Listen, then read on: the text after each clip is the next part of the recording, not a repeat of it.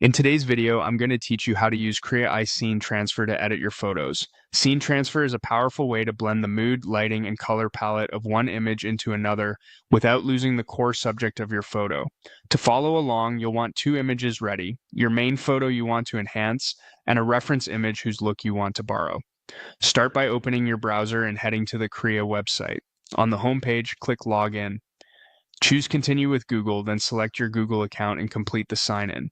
Once you're in, you'll be able to use Krea's enhancer features. Next, bring in your main photo. Click Select Asset, then choose the image from your computer. For best results, pick a clear, well-exposed photo where your subject is easy to distinguish. Higher resolution images help Krea preserve detail, and centered subjects with clean backgrounds often transfer more cleanly. With your image loaded, open the Scene Transfer tool. This feature analyzes your base photo and applies the style from your chosen reference image, things like overall tone, lighting direction, and texture, while keeping your subject and composition intact. It's a great way to turn a daylight shot into golden hour, add a cinematic color grade, or give a studio portrait a moody editorial finish. Open the Scene Transfer dropdown to access more controls, then choose Add Transfer Image. Select the reference image that has the look you want. A strong reference has a clear visual identity, noticeable lighting, a distinct color palette, or a specific atmosphere.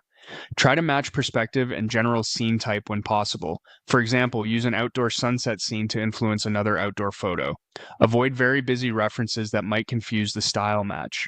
When your base and reference images are set, click Enhance. Krea will process the transfer and update the preview. Give it a moment. Processing time can vary with image size and complexity. If the result looks a bit intense, try a reference with subtler colors next time, or crop your base image so the subject is more dominant before you begin. Finally, when you're happy with the look, click Download to save your edited photo. Consider saving versions with descriptive file names so you can compare different styles later.